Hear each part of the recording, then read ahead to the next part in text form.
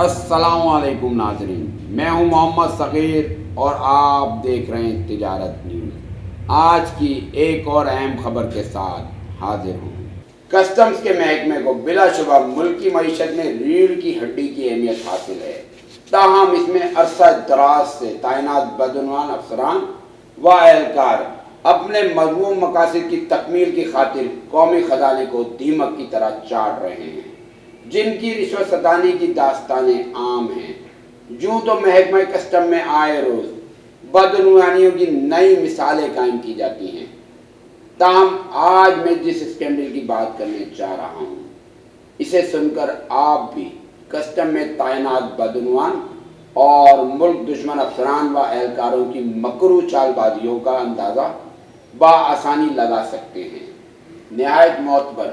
اور بااعتماد ذرائع سے تجارت نیوز کو موصول ہونے والی اطلاعات کے مطابق اوورسیز پاکستانیوں کی سہولت کے لیے شروع کی جانے والی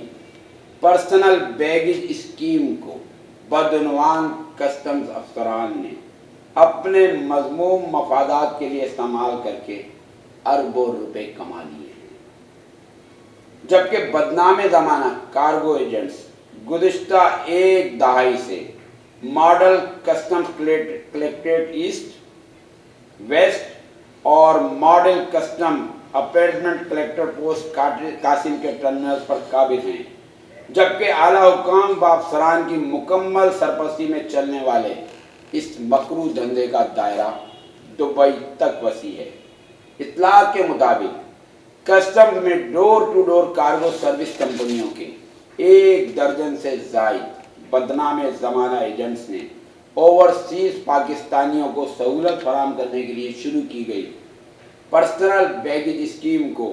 اپنے مذموم مفادات کے لیے استعمال کرنے کا سلسلہ مزید تیز کر دیا ہے۔ مذکورہ ایجنٹوں نے مبینہ طور پر ایک کسٹم سپرنٹینڈنٹ کی سربراہی میں ماڈل کسٹم کلیکٹریٹ ایسٹ، ویسٹ اور ماڈل کسٹم اپیرمنٹ کلیکٹریٹ پورٹ قاسم کے ٹرمینلز کو اپنے درمیان تقسیم کر رکھا ہے۔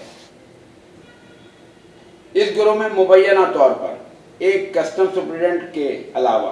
شبیر لاکھانی، رحمان دندانی، شاہد مروت، رحیم گل پلازہ والا،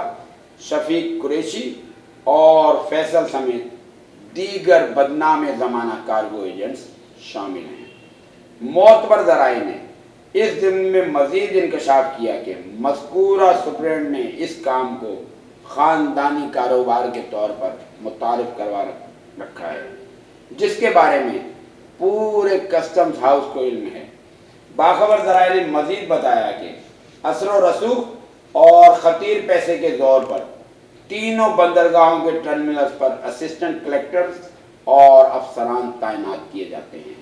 جنہیں کمیشن دے کر یومیہ درجوں کنٹینرز پورٹ سے باہر نکالے جا رہے ہیں۔ ان میں فرنیچر، الیکٹرانک کا سامان، کاسمیٹکس، گھڑیوں اور جوتوں سمیت بیرونی ممالک کے مشہور و معروف کمپنیوں کے دیگر پرتعیش اور مہنگی ترین اشیاء شامل ہوتی ہیں۔ یہ سامان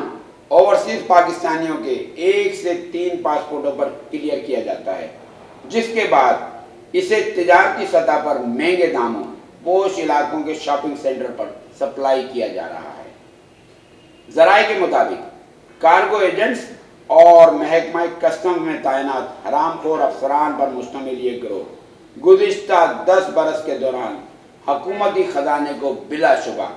اربوں روپے کا نقصان پہنچا چکا ہے۔ اس ضمن میں تجارت نیوز کو موصول ہونے والی مصدقہ اطلاعات کے مطابق اس حوالے سے سب سے بڑا نیٹ ورک دبئی سے شفیق قریشی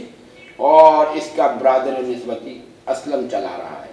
جبکہ اس مقصد کے لیے ڈیرہ دبئی بوری مسجد کے قریب موبائل مارکیٹ کے پاس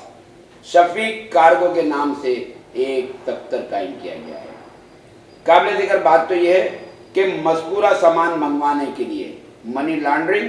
اور ہنڈی کے ذریعے پیسہ بیرون ملک بھیجا جاتا ہے۔ بعد ازاں بے شمار اقسام کا تجارتی سامان ایجنٹوں کے ذریعے اوورسیز پاکستانیوں کے پاسپورٹوں پر پاکستان میں واقع ان کے گھروں میں استعمال ہونے کے نام پر کارگو کمپنیوں سے بک کروایا جاتا ہے۔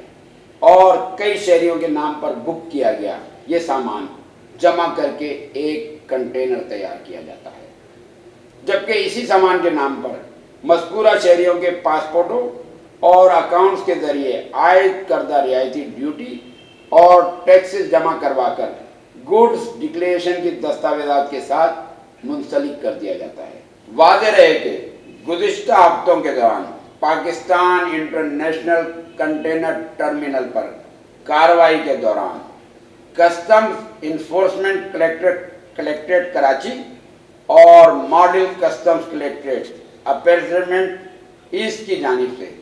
40 کروڑ روپے سے زائد مالیت کے لیپ ٹاپس، موبائل فونز، آئی پیڈز، برانڈڈ کاسمیٹکس، پرفیوم، گھڑیاں اور گریس سے بھرے 6 ایسے کنٹینرز پکڑے گئے تھے جنہیں اس مکروہ دھندے میں ملوث اسمگلرز اور ان کے ایجنٹس اسکریپ اور کباڑ کی آڑ میں کلیئر کروا رہے تھے۔ وارداتیں پکڑے جانے کے بعد 2 علیحدہ مقدمات درج کر کے تحقیقات کا دائرہ دبئی تک وسیع کیا جا چکا ہے اور اس ضمن میں مزید تحقیقات جاری ہے۔ میں امید کرتا ہوں کہ آج کی اس اسٹوری کے ذریعے آپ کو محکمہ کسٹمز میں موجود کالی بھیڑوں کے کالے کارناموں سے آگاہی حاصل ہوئی ہوگی۔ اب دیجیے اپنے میزبان محمد صغیر کو اجازت، ملتے ہیں آئندہ پروگرام میں۔ اللہ حافظ۔